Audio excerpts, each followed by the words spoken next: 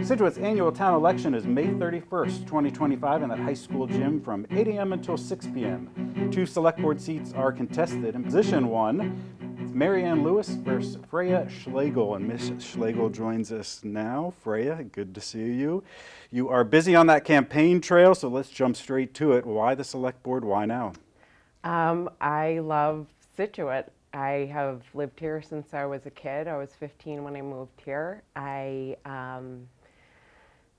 just think this town is so special. The oceans, the rivers, the wetlands, and the hiking trails we have. Like, we have a very unique place to live, and I want to protect it and see it thrive and grow as it should, but also keep what keeps Scituate so special, which are those things. And let's talk about, if elected, talk about some of your top priorities or what you think you'd want to focus on right off the bat. I definitely think that we need to continue to focus on the water. I think that's a huge issue. You know, we do have our water treatment plant coming online in 2026. That's going to help, but we still need to look for more sources of clean water, drinking water. They're working on it, but so far, unfortunately, it hasn't been going quite in the direction that we were hoping. So that's super important to me. Supporting the economic development in town, supporting, once the sewer gets into North Scituate, seeing that transportation hub thrive. You know, we had the zoning through the state that we needed to have 250 walkable units within each transportation hub.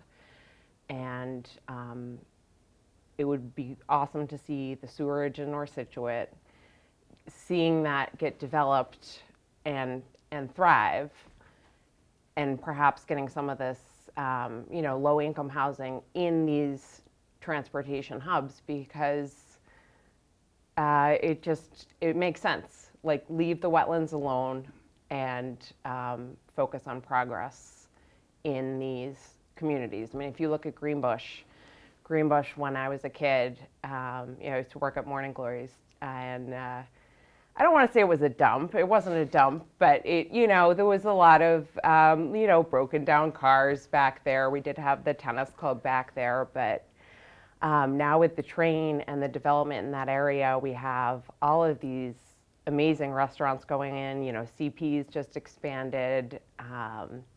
My friend Dougie's opening the Salt Marsh down there really soon. I went to the Get to Greenbush event the other day, and it was just awesome to see so much progress. And it's, to have that as like a little village center, which it is, with accessibility for pedestrians, it's fantastic. So, good progress. Yeah, political parties have long divided this country, and I had a lot of residents reach out to me prior to these candidate interviews to ask the candidates about their political party preference. I'm not going to do that. This is a nonpartisan race. However, I will ask you this. Do you think residents should know a candidate's political party preference? Should they know it? I think it's public record. They could find out if they wanted to know it. I personally don't think that political preference would matter in a town election. You're voting for the person that you want to represent your town, and the person that upholds what you believe in as well. Two of the most senior members of that select board, Karen Canfield, Karen Connolly, are stepping down in May. That will dramatically change the dynamics of that board. What are your thoughts on the current select board? I think that Karen Canfield, whose position I'm running for, I think she's done a fantastic job. I mean, she's been out there. She's always out there helping people, showing up to meetings, helping with the communication in town, supporting the economic growth in the town, and I aspire to be like Karen. Let's talk about Town Administrator Jim Yeah. Boudreau. What do you think he's doing well? What do you think he needs to focus on? I think that we should all applaud the town of Scituate's financial people, the town administrator, Jim Boudreau, Nancy Holtz, the guy who does the school budget, we did not have an override this year. And that is incredible because the towns all around us did. And some of them were contested, and I don't believe that some of them passed. So they kept the budget in line, and I think that's super important and super important going forward as well.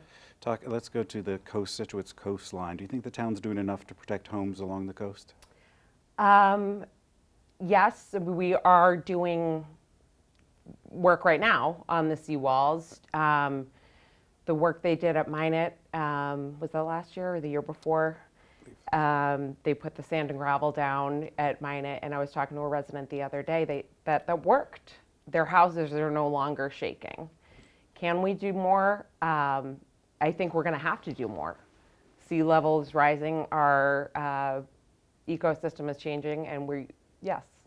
The projects to protect that seawall are costly. You did mention the beach nourishment up in North Scituate, which cost about $4.5 million.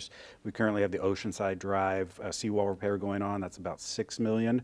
Certainly a lot of that money comes from state, federal funding, but Scituate taxpayers are responsible for some of that.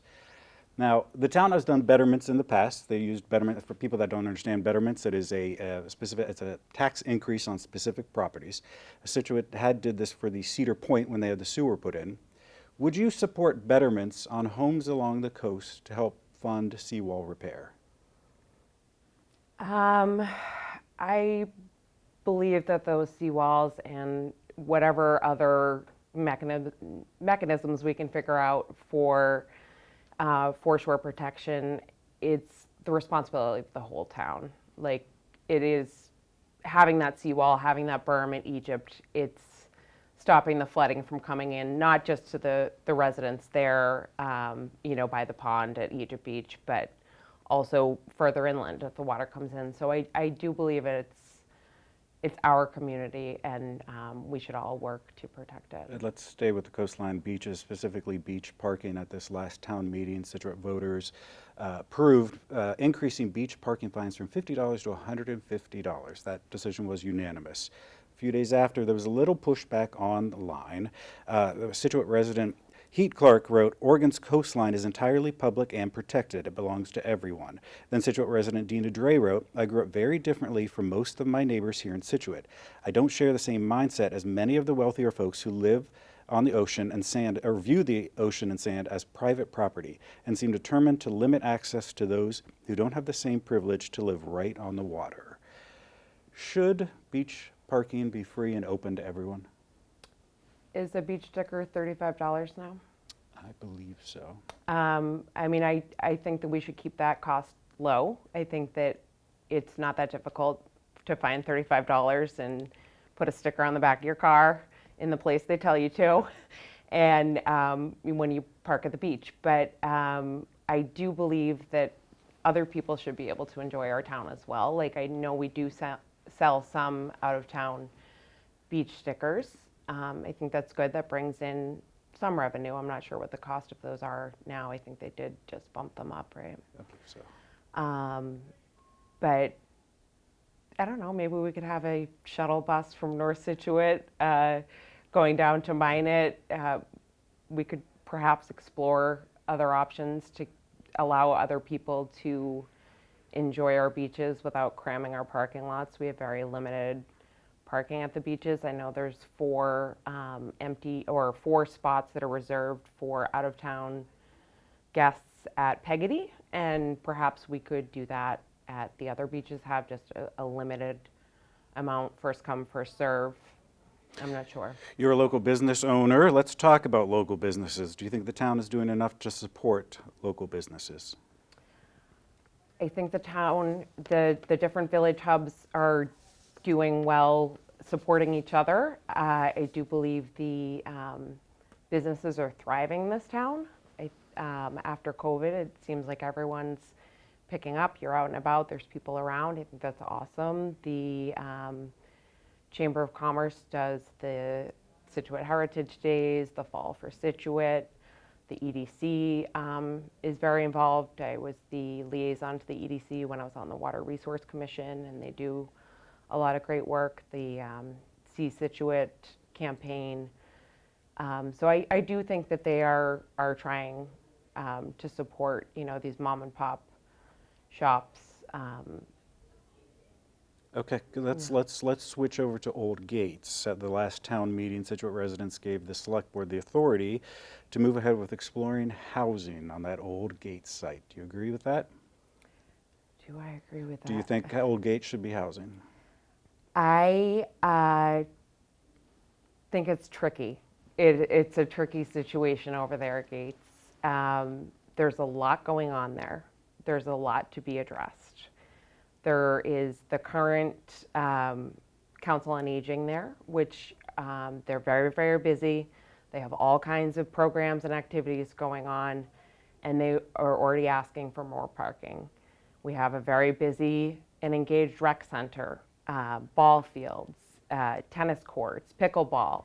There's a lot going on. So if it does become housing, I really believe we need to address the concerns with everything that's there already, the concerns with the traffic, the concerns with moving the HVAC from the middle wing to this, get all the costs on the table, and then figure out if it's really affordable, because Scituate's going to have to shoulder most of that burden, as far as I can tell. And then if it's still affordable housing, that would be incredible. Like if we could make it work with the amount of everything else we need considered, and then there's enough parking and enough space and enough room to build these 63 units, then absolutely go for it. But we need to consider all of these things for sure. Another property that people have a lot of opinions about, the Cushing Elementary, which will eventually go away when it's combined with Hatherley. A lot of people have said, make that housing. I think a former employee of ours, Cam Reardon, is demanding that a hockey rink goes in there. What do you think should go on that site? What do I think should go on that site? Well, that is a town school property. So in order for anything to happen there, the schools would have to agree to release that as surplus. And I'm not sure that the schools want to do that, because they still want more ball fields. We need more parking. I mean, this campus is kind of crowded in here as well. They sort of, plunked the junior high in front of the high school, and there's limited parking. Not all the kids have space to park that have their licenses.